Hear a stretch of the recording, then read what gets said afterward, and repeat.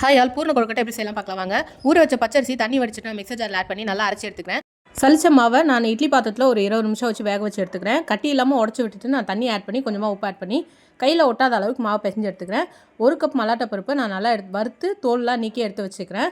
First கொரகொரப்பாக மலாட்டையை அரைச்சிட்டு 1 cup வெல்லம் 4 ஏலக்காய் சேர்த்து நல்லா எல்லாத்தையும் ஒன்றா மிக்ஸ் ஆகிற அளவுக்கு அரைச்சி எடுத்து வச்சுன்னா பூரணம் ரெடி ஆகிடுச்சு. 2 மெத்தடில் பிடிச்சோம். இது எனக்கு வராத மெத்தட். இது எங்கள் அம்மா தான் ஆக்சுவலி செஞ்சாங்க.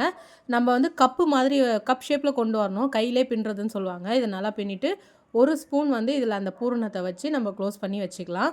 இன்னொன்று நான் செஞ்ச மெத்தடு வாழை இலையில் கொஞ்சமாக எண்ணெய் தடவிட்டு மெலிசாக நமக்கு எந்த அளவுக்கு வேணுமோ அந்த அளவுக்கு நம்ம தட்டிட்டு அதில் 1 ஸ்பூன் பூரணத்தை ஆட் பண்ணி நம்ம இலையை ஜஸ்ட்டு ஃபோல்ட் பண்ணிங்கன்னா போதும், நல்லா ஒட்டிக்கும். அது கார்னர்லாம் நல்லா நீங்கள் பிடிச்சி விட்டுட்டிங்கன்னா நல்லா ஒட்டிக்கும்.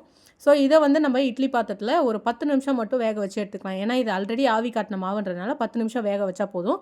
அவ்வளோதான், நமக்கு கொழுக்கட்டை ரெடி ஆயிடுச்சு. சர்வ் பண்ணுங்கள். ட்ரை பண்ணி பார்த்து கமெண்ட் பண்ணுங்கள்.